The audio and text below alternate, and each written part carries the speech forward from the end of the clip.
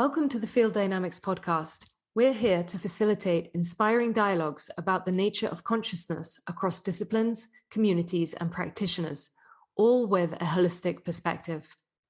From energy healing to somatic therapies, from neuroscience to meditation, we believe the most interesting things happen at the boundaries of disciplines. I'm Christabel. And I'm Keith. Thanks for joining us today and enjoy the episode.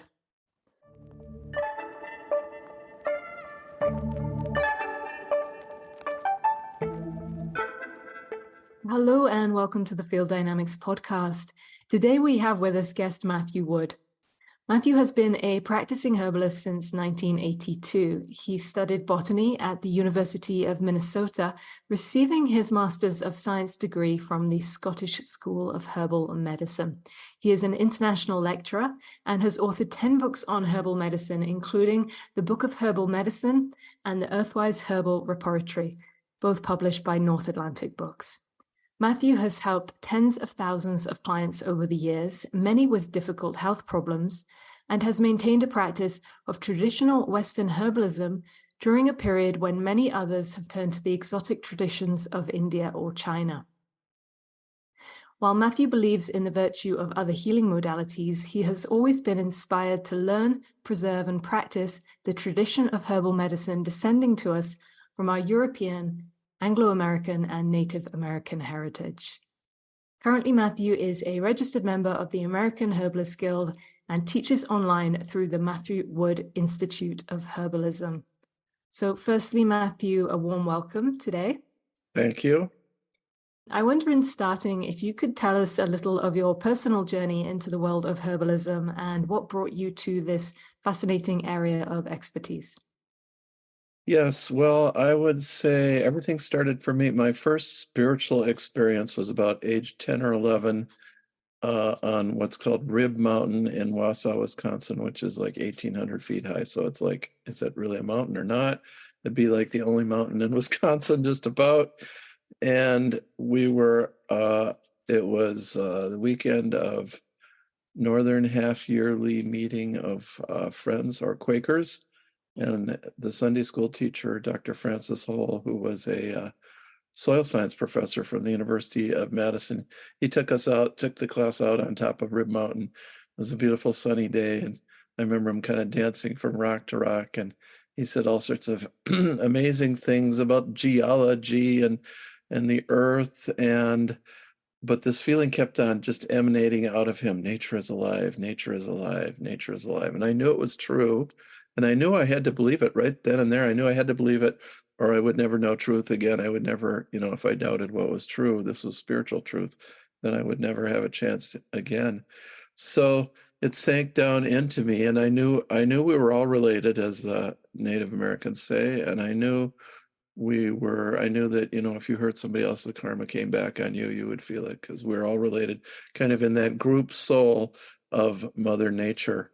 And I do believe that's kind of our true home, our spiritual home. It's our soul's home. It's not maybe the same thing as the spirit. It's more like the soul, the world's soul. So that was the beginning. And I should say I was raised a Quaker 10 generations now. And so that was the inner life was emphasized for me, and that was natural. So when I was 31, 20 years later, I got to go to Madison, Wisconsin and visit Francis, and I found him there in his house. He was retired. His wife was dead. He was a widower by then. I told him how I had become an herbalist, and that was like based on this feeling that nature is alive, the herbs are alive, etc. And he said, "You have chosen well. People crave that interaction. They have trouble getting there, so you will always be in demand." And I thought, who but a Quaker elder would tell you that was a good decision? Yeah, so at any rate, I was by that time working at Present Moment Herbs in South Minneapolis, and I was learning herbs little by little by little. And I kind of had to cross into homeopathy and the Bach flower essences to understand herbs, because I was attracted through this experience into the wisdom of nature tradition, or the idea that nature is a living being and all the natural animals and creatures and plants within nature are alive, and even minerals and landscapes are in a certain sense spiritually alive, although maybe not quite in the same way. In fact, I've kind of come around to feel that animals are more intelligent than we are.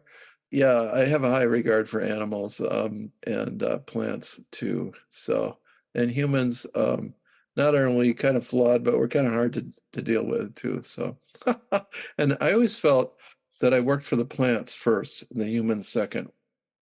How big of a factor can herbal remedies be in one's health? Do you consider herbalism to be an essential part of holistic healing regimen or practice? Well, let's see. When I was young, I thought everything could be healed by herbalism and homeopathy. When I got older, I realized that exercise and right eating is the absolute minimum. That's really what you have to concentrate on. And then you can work with whatever healing modality fits you.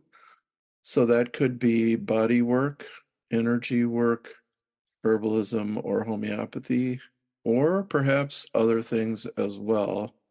Every symptom, every condition is an inner voice from within, from the soul through the body. I mean, there are injuries and things like that. Even those can speak to us. But every disease really and symptom is an ambassador from within that's trying to give us a message. And we want to learn from that and get rid of the symptom by learning from that. So yeah, I believe that herbs is one of the things, and herbs have the advantage because they personify the problem in a plant body that you're experiencing in a physical body. So too much cold or damp or wind and damp or whatever, just to talk about the weather, but also too much tension like agrimony, caught in a bind, and or blue vervain, the fanatic, too intense about things, or oak fighting on against adversity, never giving up, never succeeding. Those are Dr. Bach's readouts on those remedies. And I find that they correspond to the physiological level too. So we want to learn those lessons. I love this idea of the symptoms being sort of ambassadors from within, right? Connecting to that inner wisdom, that inner sentience, and also the relationship to plants as representative, indicative of, the issues and problems, and bringing that representation in terms of the remedy. I'd love to hear how you go about treating someone as a practitioner. So what's your diagnostic process? What resources might you draw upon? Is it strictly herbs, or might you include homeopathy or other methodologies? Yeah, I'd say about 10% of the time I use homeopathy, and I understand best the homeopathic remedies that are herbs. And I'm kind of an old-fashioned homeopath in that they've proven that has added a lot of new remedies to the Materia Medica. And yeah, herbalism is my main chosen thing. I do use some of the flower essences too, but I consider them interchangeable, like, say, lycopodium and homeopathy, constitutional remedy. I usually use that as an herb, which not very many herbalists use, but I like using the herbal form, and the taste often communicates a deep feeling about it. But I use small doses like in homeopathy, like 3 drops, 1 drop, 5 to 10 drops, and or in the Bach flower essences. So I kind of go to that point where they all overlap. So that's my Materia Medica, materials of medicine. And then how I take a case. I used to have a form and everything, but now after 30, 40 years, you just follow the energy. I think you guys know that. The next thing, most important, I always forget to get the date, entry complaint, or what can I help you with is a nicer way to say it. You really got to get that down. What is it you want fixed? Because you've experienced this too, where we're partway through, you realize, oh, what they really need is blah, blah, blah, or this is only one part of a bigger problem. I remember one woman, 5 or 6 things were wrong. She'd been to a separate doctor for each one. And I said, well, these are all due to heat. And so we just got to treat that underlying problem. This is not 5 different problems. And you've seen this many times. And so after 45 minutes, an hour there, you got a good case history, but there's 5, 6 things going on. And some of the remedies for some of it, maybe not all of it, occasionally all of it, even though you don't think you do. But but most of the time you don't know all of what you found and what the remedies will do. You can't really pull everything apart. So you say, we got to cut down some of the trees so we can see what's left, the other trees, and come back in 6 weeks, 8, 12 weeks, something like that. I'd love to ask, when you're working with someone, say how you might implement the regime, the herbal regime. So tisanes, tinctures, different methods of delivering the herbs to the system. I like tinctures, less the teas and things. Tincture is easier and better and portable. You mention in your book an interesting thing about treating the skin. I was really intrigued by this. You say how the skin shows use the quote, dragon tracks of disease. Can you tell us a little bit about how the skin is reflective of overall health and how it relates to this idea of the interior versus the exterior? The skin, in the old days, I always was taking the pulse and it was like, oh, I'd feel the skin. And then I noticed the skin would change when I got the right remedy. And if it's too dry, it'll get moisture. If it's too lacking in oil, it'll get oilier. If it's too lacking in water, it'll get a little waterier, but often both at the same time. If it's too damp, it'll be either too oily or too watery, and there are different remedies for those. And oily feels kind of tacky. And if you've done, well, body workers probably have felt all this. I just was very impressed after a while. The skin always would shift when we got the right remedy. And this actually, Samuel Thompson, who was kind of the founder of herbalism in North America, his teacher, Mrs. Benton, the old widow Benton, she would actually give one remedy after another until the sweat was raised, which in the days when everything was fever or stuck fever or malaria or something, that was actually pretty accurate. So I call this Mrs. Benton's law. And of course, many of the things you're sharing here, the skin, the tongue, they're indications for constitution, which is a complex topic in holistic medicine. Could you tell us a little bit and share with the listeners a bit about the basic background of why constitution is important, why it's important for people to understand their constitution? Yeah, well, I would say first, just most broad of all, there's like Vata, Pitta, Kapha. But that's like equivalent to, there's like Vata, thin, Kapha, thick, Pitta, medium. And everybody is one of those. And people tend to follow whatever innate constitutional build they have. The thin people, as a friend of mine said, everybody either dries up, burns up, or melts. So Vata Pitta Kapha is very important, and it's also very justified. And there was work by William Sheldon, the psychologist, who had over 10,000 different cases, whatever, people, and determined how their constitution affected their health. He used the words ectomorph, mesomorph, endomorph. Well, he speculated that the different organs, like when the viscera is more dominant, you get the endomorphic, the bigger constitution. When the nervous system is more dominant, they're thinner, they run around more, and they lose weight. They're thinner and they don't have a strong digestive system. And then Pitta in the middle, the heart is strong, the muscles, and yet they burn up. So all three of them are not, there is no favorable, one's going to live longer than the other. So that's one view of constitution. Then there's like the homeopathic constitutions. Then there's like the Native American, the Indian medicine, which is where the person or the plant resembles an animal. So when the plant resembles an animal, that's called a spirit signature, and that's stronger. That kind of plant is a stronger medicine, and meaning it's more constitutional and deeper in a way, and holistic and inclusive. Not all the time, but most of the time that's true. There's no end. The Vata Pitta Kapha is all encompassing. Everybody falls into one of those categories or a combination, but the other ones, they're kind of open-ended. You could just go on forever, and there's probably a possum constitution. and then actually there's the people who are dominated by their injury, where the constitution is less important, where you got to treat what happened to them. That became their constitution.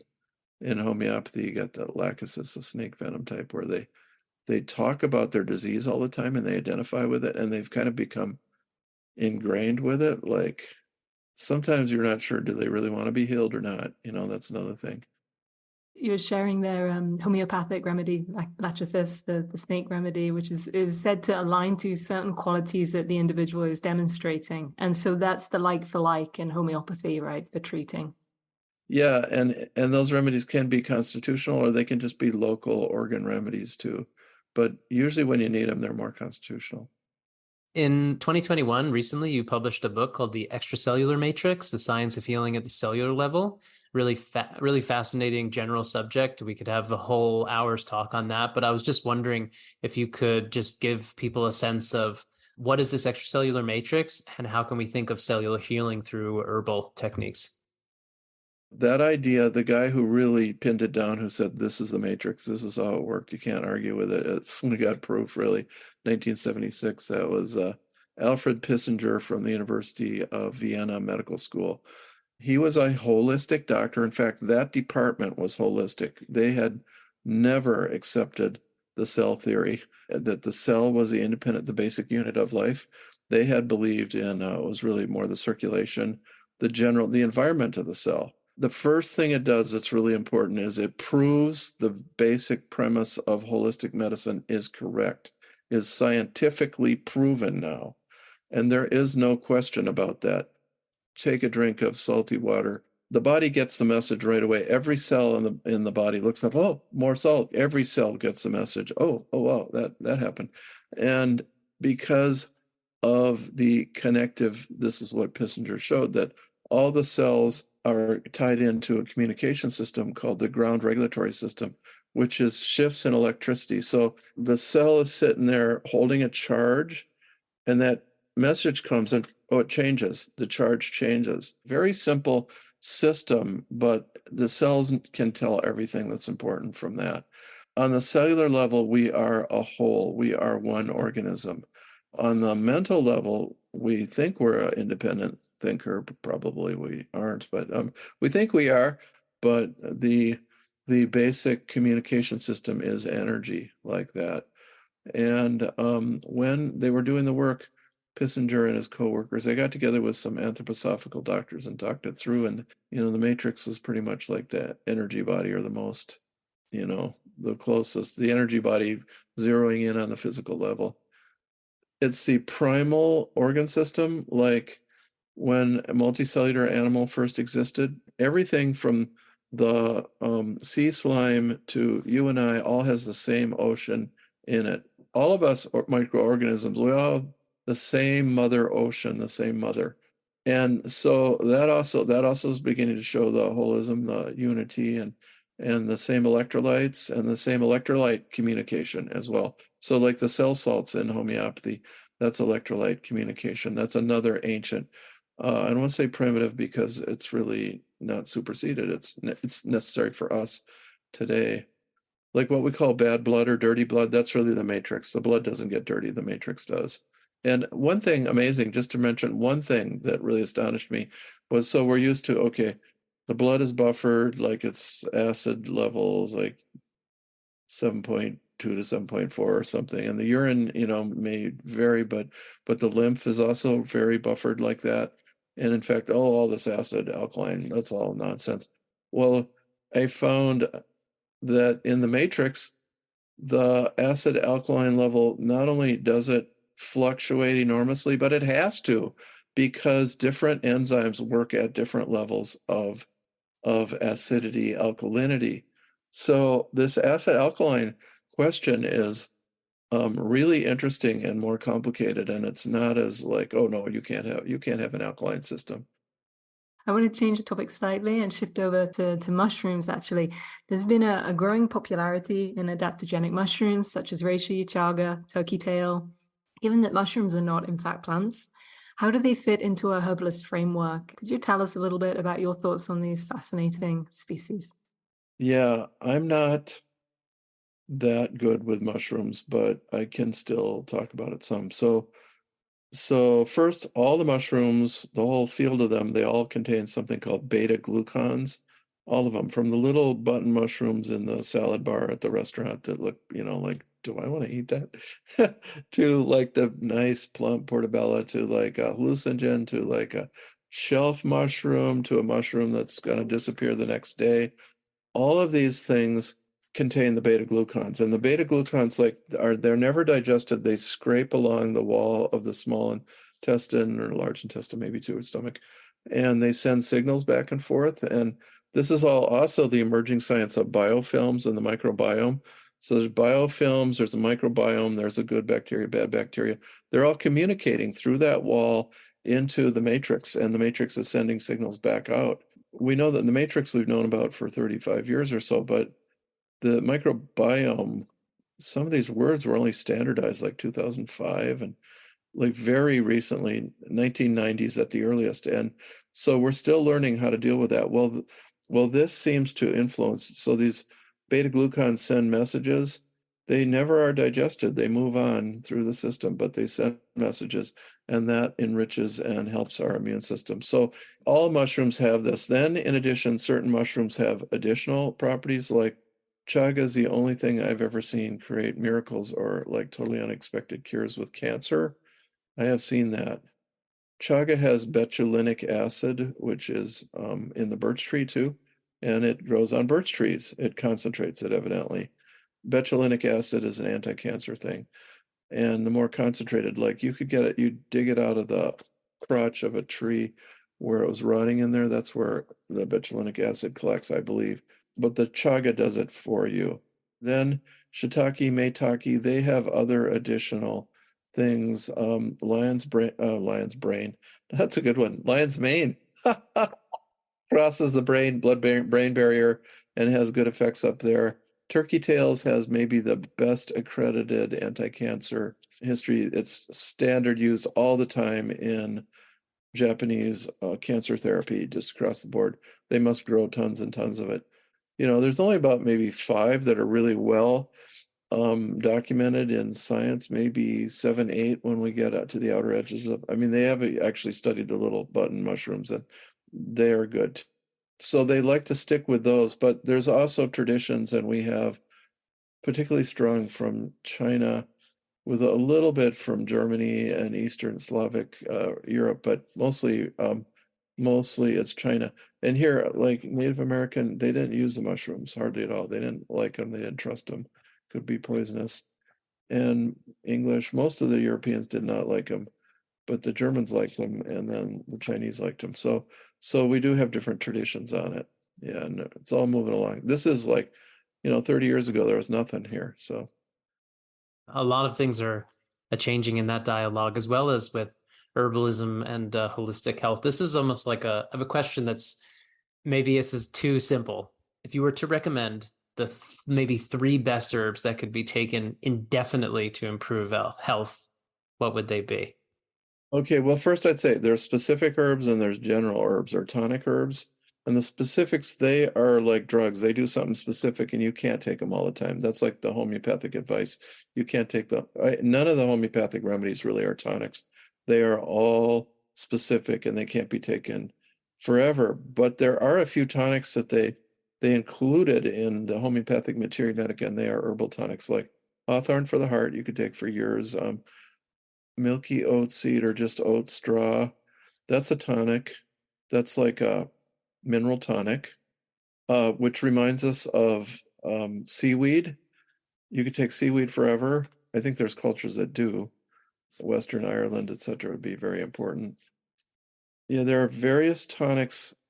Nettles will dry you out because it increases kidney activity, which if you're too damp, that's good. But that one you can't take forever, but you can take it for a long time. That's like the seaweed of the earth, they call it. It's got all those electrolytes in it. Certainly, almost all herbalists would say nettles. Alfalfa is another one with very little medicinal specificity. It helps with the digestion and processing of proteins, which is good. And I don't know that you can ever get too much of that particular compound. There's like 1 medicinal compound in it. Like yarrow has 80. So yarrow you don't eat all the time. But alfalfa you could. But so those very green things, and that gets us to St. Hildegard von Bingen, the green power. I don't know if you've been to any conferences. Like Like you can look at me, I'm like 69. I don't really look 69 necessarily. The herbalists, I've noticed, like they usually look 10, 20 years younger than they really are. And this goes on and on. And finally, a friend of mine said, yeah, it's the green power that Saint Hildegard described. I think that's true.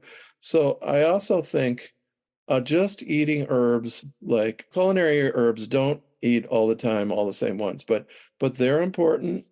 Parsley is really high in potassium, which we're short on. That's one I do believe in eating a lot of the time, not all the time, maybe 75% of the time. But so your culinary herbs, your green smoothies, etc., your vegetables, but do eat the green power, absorb the green power from the earth, and that is a real thing. I really truly believe. There's herbs that are nice to have in your diet, but you wouldn't do them every day. And then there are a few that you could do. I would still say even those stop every once in a while. And Chinese medicine has more of them. Also, there's the adaptogens, but even some of them you can't take every single day. There are ones that most of the adaptogens have some special edge to them as well. We mentioned there in your bio at the beginning that you've helped tens of thousands of clients over the years.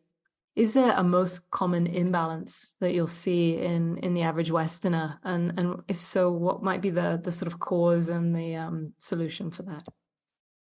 Well, I want to compare notes here. Like when I was younger in the 80s, I had less skill, but it seemed like people were not as complicated. My generation, you're a little younger, your generation, it's like generation by generation, people have gotten weaker, I think, and they're harder to interpret and harder to treat. I do find children and animals are easier to treat. So part of it is just the uncomplicated mental life. Then I think there's all these chemicals in the environment. So I'm interested if that's something you guys have seen at all or think about or I see it as there being just so many more experimental unknown variables being introduced into people's lives, and many of which are artificial or unnatural, and the effects of them we have no idea, and there's so many happening simultaneously that things seem to be getting more complicated for people, both physically and psychologically. Yeah, and then there's the EMFs, which we don't know what to make of that. Yeah, there's a great book on EMS by Arthur Furstenberg, The Invisible Rainbow, Humanity and Electricity. I really recommend that book, and he really proves that EMS exist. But he makes a really good observation. I'd never really heard anybody else that he said after World War II, they introduced like 80,000 chemicals into ourselves, our food, our world. They're going to have dangerous side effects. If they don't already. So we're in a position to be able to observe some of this stuff, that it's not just that it is having a deep effect. And you mentioned earlier about certain ways of looking at, I think it was in Constitution, the idea that these original understandings are not, in fact, primitive, and that it's very important for us to realize that these ancient sciences aren't about coming out of some stupidity, but rather looking at life and the body and the mind and health in a way that is in harmony with nature and is what material was available at the time for people to investigate this question, and that they're not less than approaches to health. They are the formative approaches that humanity has developed towards health. And now we're experimenting with all these different technologies at the moment, some of which may continue on indefinitely into the future, some of which we may look upon in the coming decades or centuries and say, wow, can you believe we did that? So who really knows what the end result is? But for sure, this is an experimental time, and experiments have all kinds of unforeseen consequences, which does seem to be a big source of the complexities of people's health and well-being at this time, and why it's so important that people like you and general traditional healers and alternative medicines are having a huge uptrend, because it's important that we come back to our roots, or as you called them, folk medicines. Yes, I like that. We live in experimental times. That's really, really a good phrase. We don't know what's going on. There's one question I'd like to ask Matthew, relates to what Keith has just shared, and You've written before that nature is a living, conscious being. You've referred to it several times in this conversation. And relating to what we're just discussing, do you see this current cultural movement towards or away from this ancient understanding? You know, we seem to be at this time of change, this shift, and it's hard to read sometimes which way we may go. I'd love to hear your thoughts on that and how you might recommend people connect in this way to nature, and if you think that that's an important step going forward. Well, I'm worried that there's like a split with one set of people wanting more and more to be automated. You know, that's the artificial intelligence. Will it take over? The other people feeling we got to stick with the earth. I don't know if there will be a split, but that's kind of what I have suspected for a long time. I do know this, that the earth is getting more aligned as a consciousness. Like the vision that I had finally that I got for the future is the earth will be in the center of our hearts, and our personal loves will be around that, and we'll be attuned to that, and that will become habitual. And so that we are not doing things that are at variance with the consciousness and love of the earth.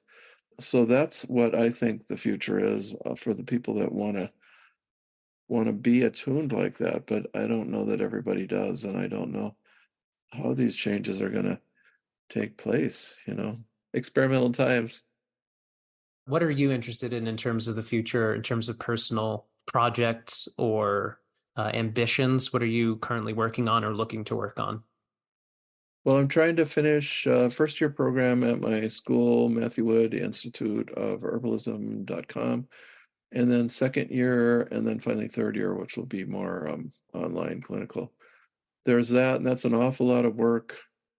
And I've written a lot for that. It's kind of funny because I have never felt a lack of inspiration, or it's more deeper than inspiration, just where I didn't want to write.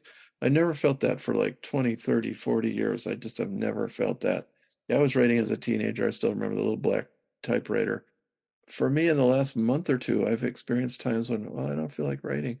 What am I going to do? Like, and or maybe I'll start writing about other things. But I got a lot of stuff written already. So thanks for asking. If people want to work with you, would you recommend the main resource is through the Matthew Wood Institute site? Yeah, if they want to see me as a client, I still see people. I'm kind of semi-retired. That's greenmedic@gmail.com. Because the Institute, they decided not to, my handlers decided not to send people on to me because I have to do all this other work so much that they thought it was taking too much of my time. So people can look me up that way. Otherwise, education about herbal medicine. We just got tons and tons of different options and things going on there. Right. And your School of Herbalism, the website we have is the Matthew Wood Institute of Herbalism.com. So for people who are looking to study with you or through your teachings and your texts, then that would be the source. We want to just thank you for your time today and sharing all this wisdom about herbalism and different related subjects. It's been really stimulating, and really appreciate your time and energy. Yeah, good. Keep this going on and on. So thank you. Thank you so much. Take care. Many thanks. Thank you, Matthew. All right, take care. Bye. Thanks for listening to the episode. What really supports the podcast is providing a rating and review of the show on your preferred listening platform. This helps us get the message out to a wider audience. If the topics we discussed today appeal to you, do take a moment to subscribe. Lastly, we invite you to check out our website, fielddynamicshealing.com, to learn about our training programs, private session work, and to see how we're setting the standard in contemporary energy healing. Many thanks, and see you next time.